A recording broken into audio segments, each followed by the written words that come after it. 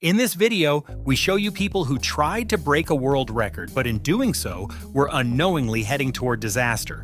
Included are some of the most shocking, reckless, and tragic world record attempts of all time. Imagine giving up everything: your successful career as an ear, nose, and throat doctor, your familiar life, absolutely everything, just to follow your true passion, no matter how dangerous it is. That is exactly what the American diver Guy Garman did, known to his friends simply as Doc Deep. In 2010, he sold his medical practice and moved with his family to the Virgin Islands, where he discovered technical deep-sea diving. He became obsessed with depth and completed more than 600 dives. His ultimate goal was to break the world record for the deepest scuba dive ever achieved. He wanted to descend to 1,200 feet, around 365 meters, deeper than any human had gone before him. For 2 years, he prepared meticulously, researching gas mixtures, checking every detail of his equipment, and assembling a massive safety team of more than 20 experts. On August 15, 2015, he began his descent into absolute darkness. His team waited at safety checkpoints at depths of 60 and 110 meters. After 38 minutes, he was supposed to resurface, but the minutes passed with no sign of him. It became clear that something had gone terribly wrong. Guy Garman was never seen again.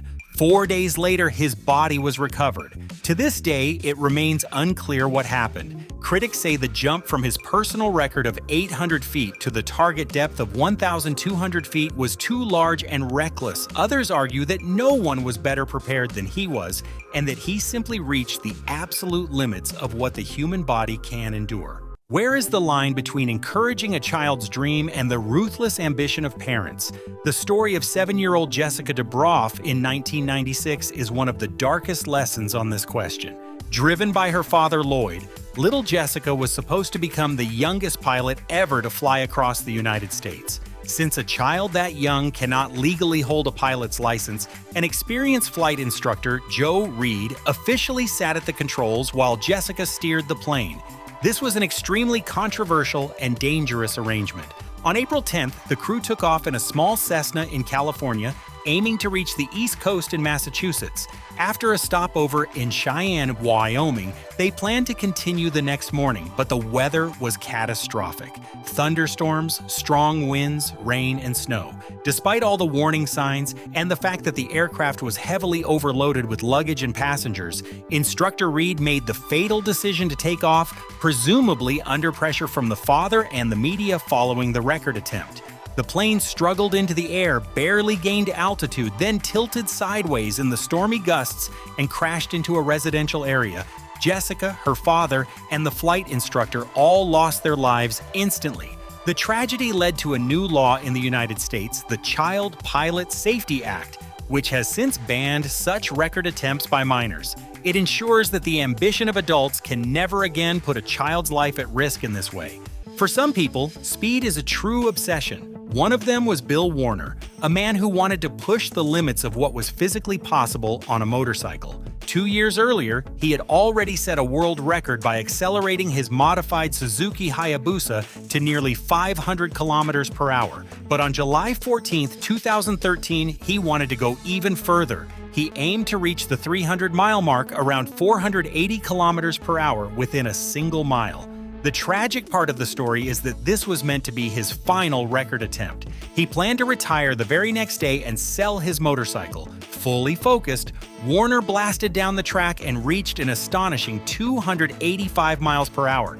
But immediately after crossing the finish line, something went terribly wrong. The rider lost control, the motorcycle veered off the track, and Warner was violently thrown from the motorcycle.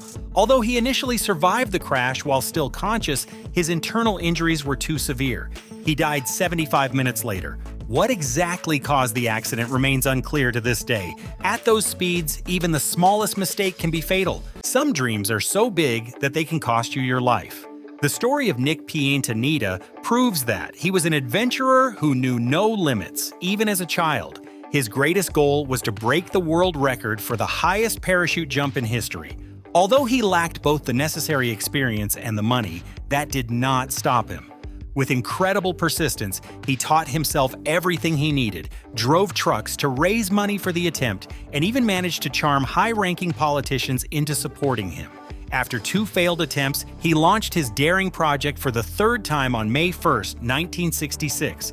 But at an altitude of more than 17 kilometers, his ground team suddenly heard a strange noise, and then there was radio silence. The capsule was remotely guided back to Earth, where Nick was found unconscious but alive. His helmet visor was open.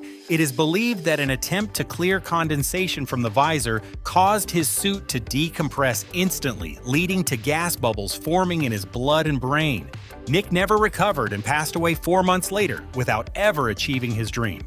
Some world record attempts do not just end badly for those involved, but turn into a full-scale disaster for an entire region.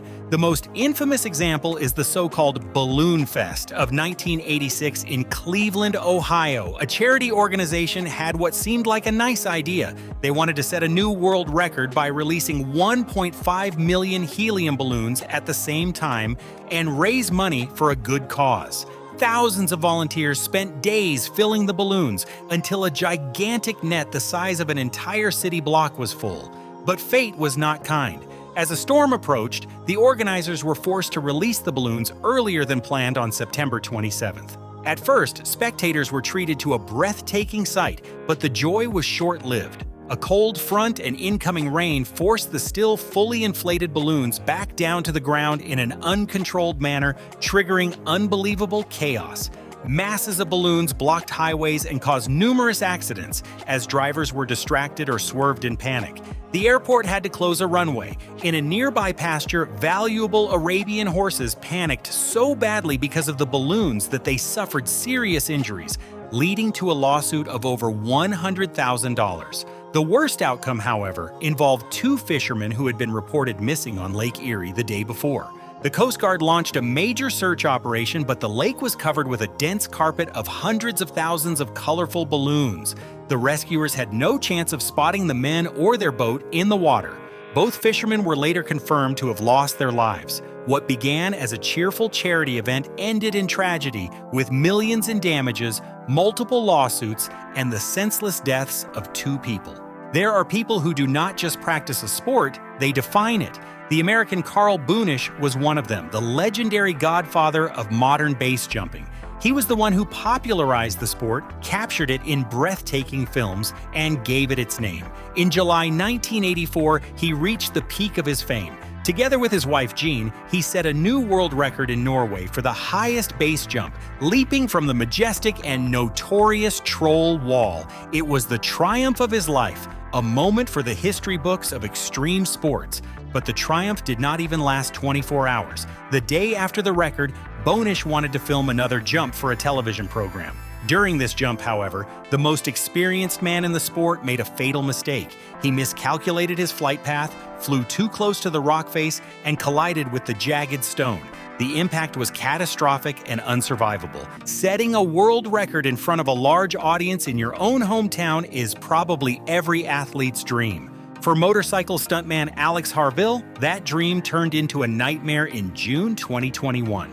The 28-year-old was a local legend in his hometown of Moses Lake, Washington. As a teenager, he had already set 2 Guinness World Records and idolized the legendary Evel Knievel.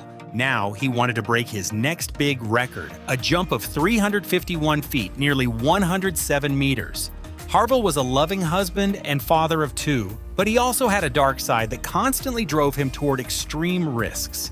He did not do it for the show, but for himself, to test his own limits. For weeks, he had prepared for the jump and documented the construction of the massive ramp on social media. However, he deliberately did not perform a test jump, perhaps to save the big moment for the spectators. On that Thursday morning, he accelerated his bike to nearly 150 kilometers per hour and shot up the ramp. Thousands held their breath. But once he was in the air, it became clear to everyone, it would not be enough. He was short by less than 1.5 meters. Instead of landing on the platform, he collided directly with the edge of the dirt ramp and was thrown from his motorcycle.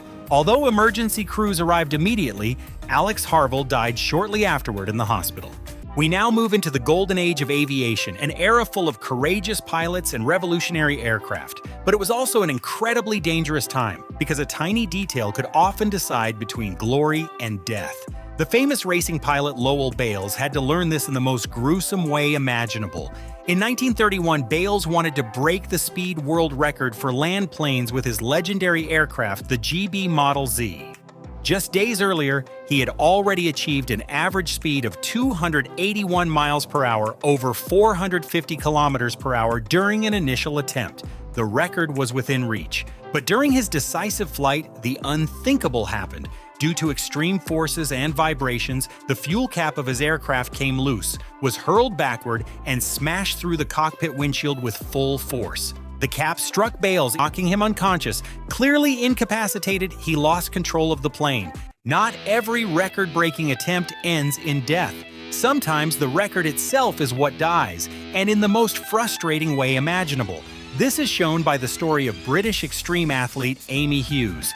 Hughes was already known for her incredible endurance, having previously run 53 marathons on 53 consecutive days. In 2016, however, she wanted to cement her status as a running legend by breaking the record for the longest distance covered on a treadmill in 1 week. For a good cause, she set up a treadmill in a shopping mall and started running for an entire week. In the end, an incredible 520 miles appeared on the display, more than 836 kilometers. She had technically broken the existing record of 517 miles, but then came the cold shower from Guinness World Records. To officially recognize a record, there are extremely strict rules, including continuous video footage and, most importantly, several independent witnesses who document the attempt around the clock.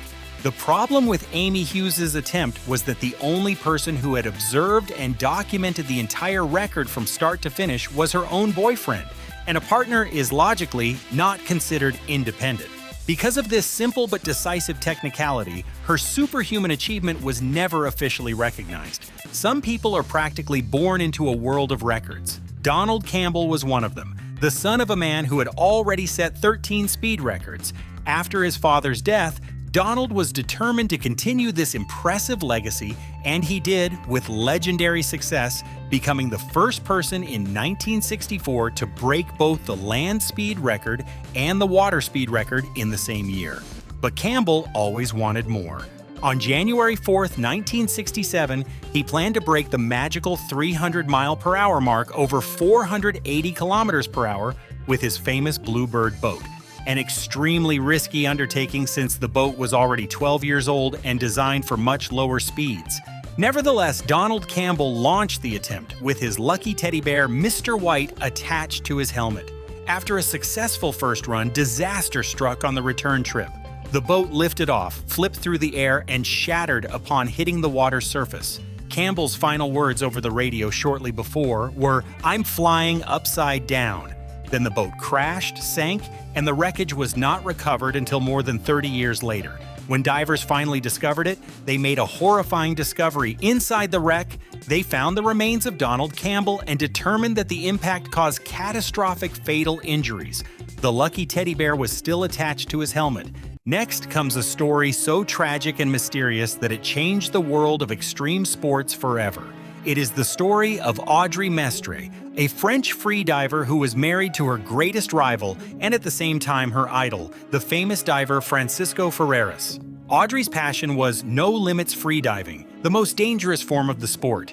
In it, a diver is pulled to extreme depths by a heavy weight and then shoots back to the surface using an inflatable balloon, all on a single breath. On October 12, 2002, Audrey wanted to break her husband's world record and dive to a depth of more than 170 meters. In training, she had reached such depths without any problems, so the record seemed within reach. The descent went according to plan, but when she reached the bottom and tried to activate the balloon for her ascent, nothing happened. The mechanism failed. Imagine the terror of being trapped in darkness without a way back. Although rescue divers were on site, it took a harrowing 8.5 minutes to bring her to the surface. Too late. Audrey did not survive the ascent. Later, serious accusations were raised against her husband Francisco.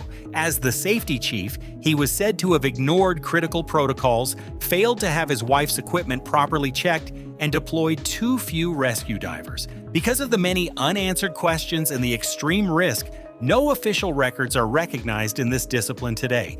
Finally, we come to the incredible journey of just 17-year-old pilot Haris Suleiman and his father Babar in the summer of 2014. Haris, who began flying at the age of 8, wanted to become the youngest pilot to circumnavigate the world in a single-engine aircraft.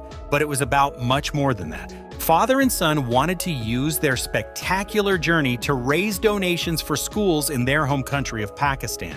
They prepared meticulously, took survival training courses, and planned their route of nearly 43,000 kilometers down to the smallest detail. On June 19th, they took off from Indiana. Their journey led them halfway around the world, and when they landed in Pakistan, they were welcomed like heroes, an emotional highlight of their mission. After further stops in Asia and Australia, they were within touching distance of their goal. Only 2 flight days and 3 stopovers separated them from home and the world record. Their family was already preparing the big celebrations, but after taking off from the South Pacific island of Pago Pago on the way to Hawaii, the journey took a sudden and tragic turn shortly before 10 p.m.